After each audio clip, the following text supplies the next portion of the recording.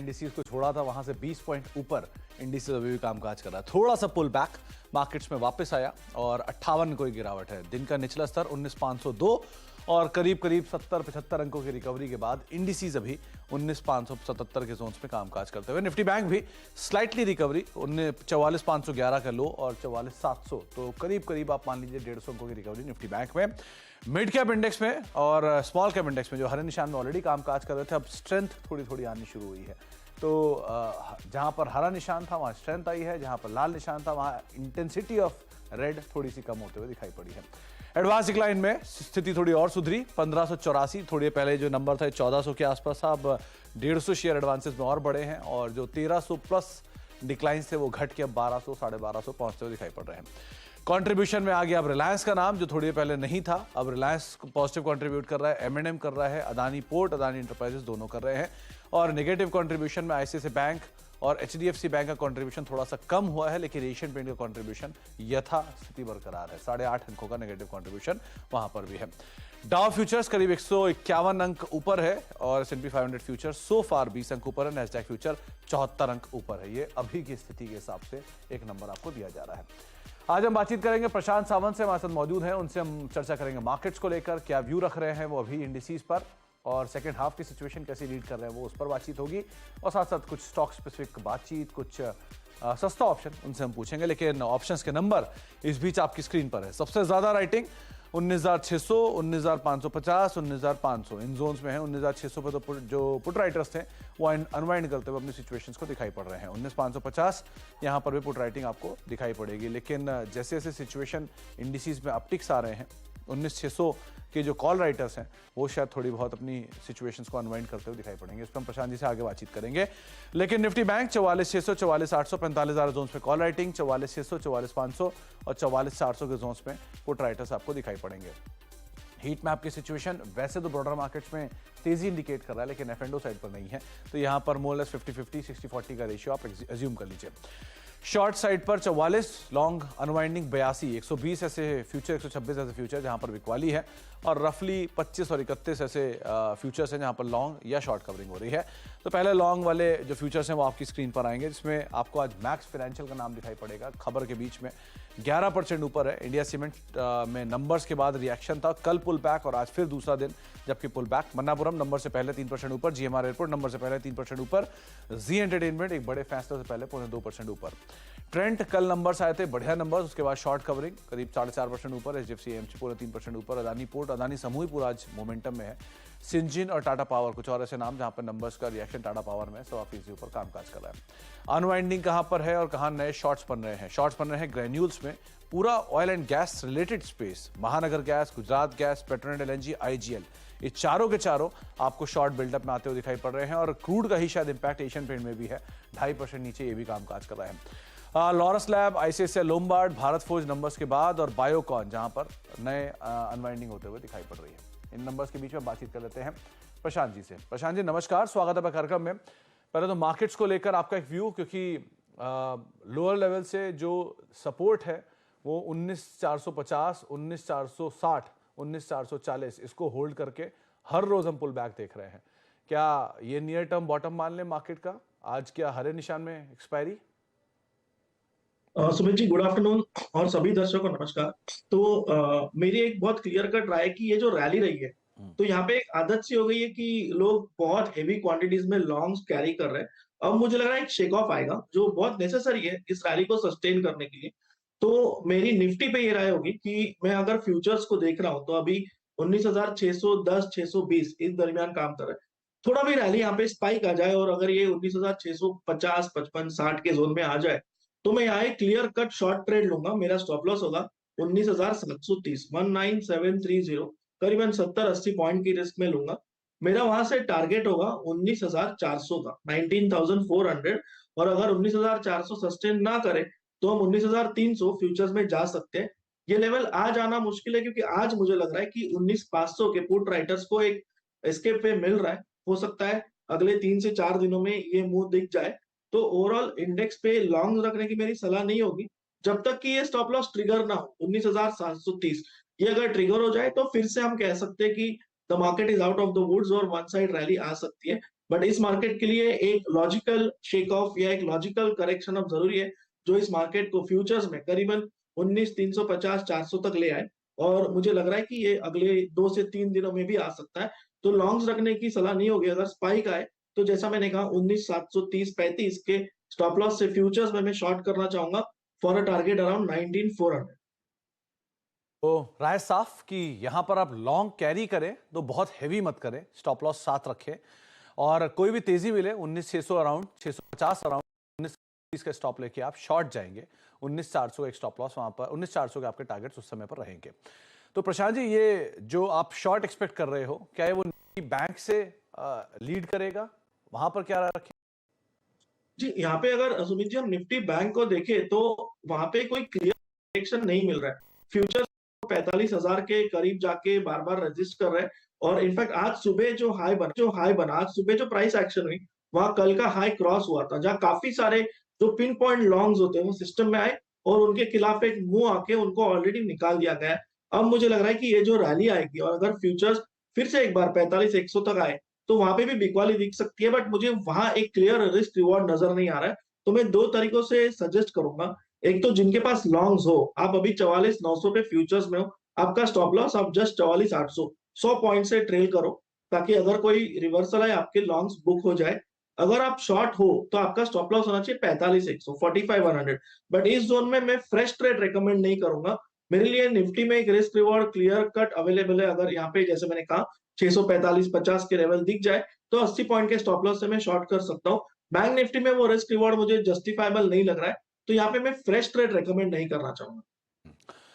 तो निफ्टी के लिए आपके पास ट्रेड है, बैंक निफ्टी के लिए कोई ट्रेड नहीं है। बैंक निफ्टी में अगर आप कोई ट्रेड ऑलरेडी लेकर बैठे हैं तो दोनों साइड के ट्रेड्स के लिए आपको प्रशांत जी ने एक एक स्टॉप लॉस बता दिया है। अब इंडिविजुअली आते हैं। तो प्रशांत जी, आपके अब इंडिविजुअल स्टॉक्स में भी कहीं मंदी आ गई है या वहां पर तेजी है अभी? जी सुमित जी, आपने सही पहचाना, एक मंदी आ चुकी है। मैं एक चीज क्लियर करना चाहूंगा कि ये जो नजरिया मैंने रखा है ये एक शेक ऑफ होगा। और 19,300 350 अगर आए फ्यूचर्स में, ये बहुत हेल्दी लेवल होगा जहां से कि रैली जोरों से सस्टेन कर सकती है और एक फ्रेश तेजी दिख सकती है, जो कि पिछले अगर हम देखें तो करीबन 15 से 18 दिनों से बहुत चॉपी मार्केट चल रही है। ये इस वजह से कि जो रैली आई थी वो बहुत स्ट्रांग थी, उसके बाद ही कंसोलिडेशन चल रहा है। तो ये अगर एक नी जर्क रिएक्शन आए उसके बाद वीकर लॉन्ग्स जो सिस्टम से बाहर होंगे और वन साइड रैली आ सकती है। तो फिलहाल जो मैंने 3 स्टॉक्स चुने हैं, फर्स्ट होगा ओएनजीसी। यहाँ पे मुझे लग रहा है कि वीक मार्केट में प्राइस बहुत अच्छे से सस्टेन कर रही है, तो 174.50 स्पॉट में मेरा स्टॉप लॉस होगा। 175 के नीचे टारगेट में देख रहा हूँ 185 तक, 185। और 185 के ऊपर सस्टेन कर जाए तो आपको 190 के लेवल भी दिख सकते हैं। यहाँ पे हम लॉन्ग जा सकते हैं। नेक्स्ट पिक मेरा होगा मेटल्स में। यहाँ पे जेएसडब्ल्यू स्टील एक वीक मार्केट में ब्रेकआउट कल उसने दिया और सस्टेन किया हुआ है। तो यहाँ पे मेरा स्टॉप लॉस होगा 814 स्पॉट में, 814। टारगेट में देख रहा हूँ 855 तक। और जो शॉर्ट साइड पे ट्रेड में देख रहा हूँ वो होगा एबीबी में। एबीबी में मेरा स्टॉप लॉस होगा स्पॉट में 4615 के ऊपर, 4,615 के ऊपर। जो टारगेट में देख रहा हूँ वो 4,400 का देख रहा हूँ, 4,400 तक। ओके, तो metal rather commodity based stocks के अंदर लॉन्ग और कैपिटल गुड स्पेस में शॉर्ट। ओएनजीसी क्रूड भी तेजी में है तो उसका एक रिएक्शन आपको शायद बाकी एशियन पेंट और बाकी जितनी भी गैस कंपनीज हैं उनके ऊपर शायद दिखाई पड़ रहा है। तो लेकिन 185 190 के टारगेट्स के लिए आप लॉन्ग जाएंगे। ओएनजीसी में 178 पे कामकाज कर रहा है, 174 50 का stop loss. JSW steel metal कल भी आउट परफॉर्मर थे, आज भी यहाँ पे आउट परफॉर्मेंस है। 855 रुपए के टारगेट्स के लिए आप लॉन्ग जाएंगे, 814 का एक स्टॉप लॉस मेंटेन करेंगे। और शॉर्ट साइड पे आप जाएंगे एबीबी में करीब 4400 रुपए के टारगेट्स के लिए 4615 का एक स्टॉप लॉस यहाँ पर मेंटेन करके चलने की राय दी जा रही है। पहले मैं शुरुआत करूंगा दो स्टॉक के साथ प्रशांत जी। एक है मैक्स फाइनेंशियल, इंडेक्स का टॉप गेनर है, और दूसरा है एशियन पेंट्स। क्योंकि आपने क्रूड का जिक्र किया है तो एशियन पेंट्स में डाउन साइड कहां तक खुलता हुआ दिख रहा है आपको? जी सुमित जी, मैक्स फाइनेंशियल में जो मूव आया है, ये अगर हम कल की क्लोजिंग देखें तो उसके कंपैरिजन में आज की ओपनिंग ही एक बहुत शॉकिंग रिएक्शन था। और मुझे लग रहा है कि यहाँ से ये जो आज की ओपनिंग थी 820 890 तक ये आ चुका है। इस मूव में ये बहुत कंफर्टेबली 910 तक भी जा सकता है। बट इस लेवल में मैं फ्रेश लॉन्ग रेकमेंड नहीं करूंगा। थोड़ा डिप आ जाए, अगर आपको यही स्टॉक करीबन 865-60 के जोन में मिल जाए तो आप लॉन्ग जा सकते हो, क्योंकि इसमें स्टॉप लॉस जो बन के आ रहा है वो 840-45 के जोन के बीच आ रहा है। तो यहाँ पे जस्टिफाइबल नहीं होगा। बट अगर डिप आ जाए तो आप बिल्कुल ले सकते हो। टारगेट जैसे मैंने कहा 910 915 तक ये स्टॉक बिल्कुल जा सकता है। और इसके सामने मैं जब एशियन पेंट्स को देख रहा हूँ तो यहाँ पे करंट प्राइस जो है और एक प्राइस ब्रेकडाउन नजर आ रहा है करीबन 3244 पे। 3200 का एक जिसे हम इमोशनल सपोर्ट कहते हैं वो होगा। वो अगर ब्रेक हो जाए तो ये स्टॉक आपको बहुत कंफर्टेबली 3050 तक के लेवल भी दिखा सकता है। अगर कोई शॉर्ट करना चाहे तो आज का हाई आपका स्टॉप लॉस होगा, यानी करीबन 3325 के करीब, और ऑलमोस्ट 1.5 से 2% के आसपास आपकी रिस्क बनाती है। और यहाँ से जो टारगेट मैंने कहा 3200 ब्रेक हो जाए तो आपको सीधा 3050 तक के लेवल इसमें दिख सकते हैं। दो नाम और, एक है इंडिया सीमेंट। मार्केट एक्सपेक्टेशन था कि वीक नंबर होंगे, नंबर वीक भी आए लेकिन उसके बाद स्ट्रॉन्ग रिएक्शन है शॉर्ट कवरिंग के तौर पे। और दूसरा ट्रेंड, यहाँ पर भी मार्केट एक्सपेक्टेशन था नंबर इतने अच्छे नहीं होंगे लेकिन बढ़िया तेजी आ गई। अब वो तेजी सस्टेनेबल है क्योंकि वैल्यूएशन पार्ट बहुत महंगा है यहाँ पर। तो ट्रेंड में क्या करें और इंडिया सीमेंट में क्या करें? जी सुमित जी, इंडिया सीमेंट में एक सेक्टर सपोर्ट रहा है, वेरी वेरी स्ट्रॉन्ग टेलविंड्स अगर हम देखें तो यहाँ पे कल क्लियर कट एक थोड़ा प्रीएम्प्ट लेवल पे, ये रेजिस्टेंस लेवल पे क्लोज हुआ था, बट वॉल्यूम बैक ब्रेकआउट था और आज उसको फॉलो थ्रू मिला है, 244 पे आ चुके हैं। मुझे लग रहा है कि अब इसको चेस करने में कोई मतलब नहीं होगा, बट जिनके पास लॉन्ग्स हो वो कंफर्टेबली 235 से ट्रेल कर सकते हैं। और जिनको ऐड करना हो तो इसमें डिप मिल जाए आप ऐड कीजिए।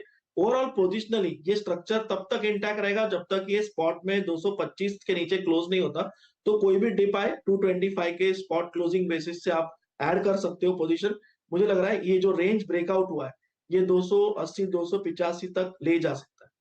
और ट्रेंड की जहां तक बात है तो यहाँ हमने अगर देखा था कि मंथ ऑफ जून एक बहुत स्ट्रॉन्ग मूव मई और जून में आई थी और पूरा जो जुलाई का महीना है वो कंसोलिडेशन में गया था। और पिछले 3 दिनों में वॉल्यूम बढ़ते हुए इंक्रीजिंग वॉल्यूम के साथ मूव आई है और ऑलमोस्ट हम 1900 के लेवल पे। तो यहाँ मेरी सलाह होगी कि जिनके पास पोजीशन हो वो 1860 1850 से ट्रेल करो और अगर कोई रिवर्सल आए तो प्रॉफिट बुक कीजिए। मैं इस मार्केट में ब्रेकआउट चेस करके ऊपरी लेवल पे एंटर नहीं करना चाहूंगा, बट डेफिनेटली स्टॉक ने एक स्टेटमेंट बनाई है और अगर यहाँ पे डिप मिले, मार्केट थोड़ा करेक्ट हो तो ये ऐड करने लायक होगा। Strong stock in a weak market, तो अगर मार्केट थोड़ा भी स्टेबल हो जाए मुझे लग रहा है ये आउट परफॉर्म कर जाए। तो ट्रेंड को लेकर आया, आप सुन रहे थे, डे हाई पर कामकाज करा। और इंडिया सीमेंट आज सुबह आशीष बहेती साहब ने 4 का चौका में हमारे सेगमेंट में ये कॉल दी भी थी, टारगेट्स अचीव भी होगा। 245 के टारगेट थे, 245.20 पे अभी ऑलरेडी कामकाज करता हुआ दिखाई पड़ रहा है। प्रशांत सर, आपने एबीबी शॉर्ट दिया है जबकि वो हरे निशान में है और लॉन्ग बिल्डअप भी हो रहे हैं और साइमल्टेनियसली कमेंट्स में भी लॉन्ग हो रहा है, तो सेक्टर में भी कुछ कुछ लॉन्ग्स बन रहे हैं। उसके बावजूद आप एंटी कॉल लेके जा रहे हो या फिर रिवर्सल देख रहे हो, ऐसा क्यों? जी सुमित जी, यहाँ पे अगर हम देखें तो एक क्लियर कट चीज जो मिसिंग है, जहाँ पे 2 दिनों की रैली आई थी, वॉल्यूम्स पूरी तरह से ड्राई हो चुके हैं। तो ये क्लियरली लग रहा है कि ये अब इसमें बायर्स प्रेजेंट नहीं है और थोड़ा भी रिएक्शन आए तो जो टारगेट्स मैंने कहे 4400 के वो दिख सकते हैं। मुझे ओवरऑल यहाँ पे थोड़ा सा एक डिस्ट्रीब्यूशन पैटर्न नजर आ रहा है। इनफैक्ट मैं डिस्ट्रीब्यूशन वर्ड यूज नहीं करूंगा, यहाँ पे रेंज बाउंड मार्केट के ऊपरी लेवल पे आया हुआ है। तो मुझे लग रहा है यहाँ पे बिकवाली की जा सकती है और नीचे के लेवल के टारगेट हम रख सकते हैं।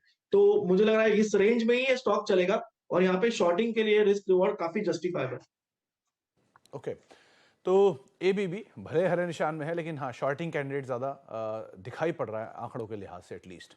एक ब्रेक का वक्त हो गया, ब्रेक के बाद लौटेंगे और बातचीत करेंगे हम प्रशांत जी से भी, लेकिन इस बीच आपको लेके चलते हैं सीधे वित्त मंत्री कुछ कह रही हैं उसके ऊपर। And in this, I just want to take the example of some developed countries whose situation it is important for us to understand. UK is facing one of the very challenging times, and Bank of England has raised interest rates 14 consecutive times, hiked it, and today it is at the highest level of 15 years. Eurozone is also struggling.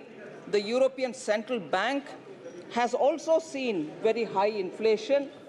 The ECB, the European Central Bank, has raised interest rates 9 consecutive times, and they're all hikes, and today it is at a 23-year high. If that is the case with European Central Bank, in Germany too, which is the largest economy in Europe, There too, the challenges are very, very big, and the IMF expects the German economy to contract at a projected 0.3% in 2023. इतना नीचे तक Germany के economy भी गिरावट में आ रही है. Sir, China, yes, it's a very big economy. दुनिया में यूएस, चाइना, ये सब बड़ा इकोनॉमीज है. मैं सीधा उनसे हमारी इकोनॉमी को तुलना नहीं कर रही हूँ, मगर चैलेंजेस जो है दुनिया भर के, और उस चैलेंजेस के वजह से इतना मजबूत जो माना जाता था, मजबूत इकोनॉमी चाइना जैसे, आज एकदम कंज्यूमर डिमांड स्टैग्नेशन के सिचुएशन में है और वेजेस स्टैग्नेशन में है. आज भारत के मीडिया भी ये लिख रहा है कि शायद चाइना एकदम डिफ्लेशन में चली जा रही है. सो चाइना का सिचुएशन, यूरोजोन का सिचुएशन, यूके का सिचुएशन, और आप सब मीडिया में 2 दिन पहले देखे होंगे कि यूएस का डाउनग्रेड हुआ और उसके कारण उनके स्टॉक मार्केट में उथल पुथल होने लगा. इसीलिए मैं इन सब परिप्रेक्ष्य में ऑनरेबल स्पीकर सर आपसे विज्ञप्ति करती हूं कि भारत के इकोनॉमी को एक बार हम इस नजरिया से देखते हुए भारत के इकोनॉमी का हालात को समझना चाहिए. पहले ही जस्टिफाई करना चाहूंगा कि थोड़ा रिस्की सेटअप होगा ये, क्योंकि ब्रेकआउट जस्ट आया है और मैं इसको प्रीएम्प्ट कर रहा हूं. बट इसकी जो 255 स्ट्राइक प्राइस की कॉल ऑप्शन है, करीबन 15 के आसपास चल रही है. मैं स्टॉप लॉस भी नजदीक ही रखूंगा, 13 के आसपास. 12.8, 12.9 आप सिस्टम में स्टॉप लॉस रख सकते हो, जस्ट 13 के नीचे. और यहाँ पे जो टारगेट मेरा होगा वो टारगेट 1 20 का होगा और टारगेट 2 मेरा 22 का होगा. मुझे लग रहा है यहाँ पे एक अच्छी स्पाइक आ सकती है जो करीबन स्पॉट को 265, 268 के जोन तक ले जा सकती है, और ये टारगेट्स बहुत कंफर्टेबली अचीव हो जा सकते हैं. डाउनसाइड सिर्फ 2 पॉइंट से कैप करेंगे और ऊपरी टारगेट्स के लिए होल्ड कर सकते हैं. प्रशांत सर, आपको ये पता है कि इसमें आज एनसीएलटी का फैसला आने वाला है? जी, बट मैं टोटली प्राइस बेस्ड एक्शन पे ही ये प्रीएम्प्ट करके कॉल दे रहा हूँ. इसलिए मैंने कहा थोड़ा रिस्की है, बट प्राइस एक्शन दिखा रहा है कि पॉजिटिव एक्शन बता रहा है और वॉल्यूम बैक्ड है, तो इसलिए मैं इसके साथ जाना चाहूँ.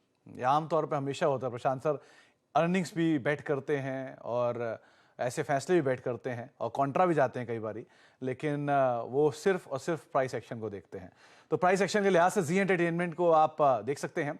20 और 22 टारगेट्स रहेंगे, ये 255 की कॉल के, और 12.90 का एक स्टॉप लॉस मेंटेन करें. ये बात सही है कि एक्सट्रीमली रिस्की हो सकती है, लेकिन आप इस स्टॉप लॉसेस और इन टारगेट्स को आप स्ट्रिक्टली अध्ययन करिएगा. बहुत बहुत शुक्रिया प्रशांत सर हमारे साथ मौजूद रहने के लिए और बाजार पर बातचीत करने के लिए, सभी शेयरों पर अपनी राय रणनीति रखने के लिए. तो आप लॉन्ग जा सकते हैं ओएनजीसी, जेएसडब्ल्यू स्टील पर, शॉर्ट जा सकते हैं एबीबी पर, और जी एंटरप्राइजेस की जो कॉल है उसको भी आप देख सकते हैं. एक ब्रेक का वक्त है, ब्रेक के उस पार सास बहू और सेंसेक्स आशीष वर्मा के साथ. नमस्कार.